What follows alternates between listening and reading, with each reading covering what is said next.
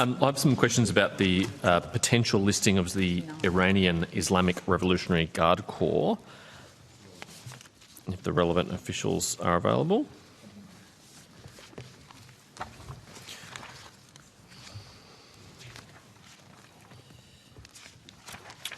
I understand there was a process earlier this year to consider whether or not the IRGC could be listed as a terrorist organisation and should be listed as a terrorist organisation. I refer to an FOI, again not mine, but which has been brought to my attention, 00521, which released some documents and not others, but also provided a cover sheet describing the documents which were released and not released. Looking at the titles of the documents, for example, draft brief, listing process brief, legal advice, etc., it does look to me like a process to consider the listing of the IRGC was undertaken earlier this year. Is that right? Senator, it's our policy not to discuss or disclose what organisations may or may not be considered for listing as terrorist organisations. But I have a list of documents which have titles like listing process brief, legal advice, draft brief, etc. It does look on the face of it to me that the government has considered this matter. AGD in estimates has said that the IRGC cannot be listed as a terrorist organisation because of its status as a state organ. That's correct, Senator. And that's the department's view as well, your department's view as well?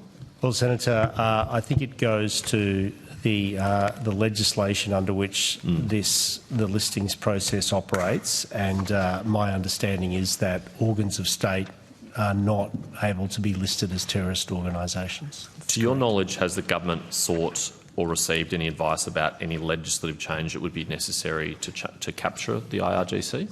I'm not aware, but I can ask my colleague, Mr Field, if he's aware. Senator, we're not aware of that that request. So you don't know if there has been requested. I mean, the self-evident point here, I think, is while we don't know whether the IRGC is directly personally responsible for Hamas's attacks on Israel, we do know that the IRGC and the Iranian government are among the largest state sponsors of terrorism in the Middle East, and that other than Hamas, they also support Palestinian Islamic Jihad, Hezbollah and other terrorist actors in the region. It would be deeply unfortunate if they are escaping the usual sanction for that behaviour by a technicality that they're a state entity. It doesn't seem like we should be allowing a loophole like that to prevail.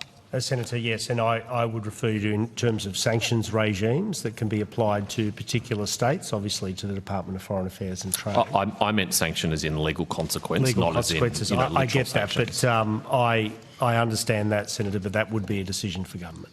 Right. So, to your knowledge, the government, well, certainly hasn't sought any advice from you about whether the law should change to permit this. I'm not aware of that, Senator, no. Okay. Well, that's unfortunate. Chair, I will leave it there and return with other matters after the break.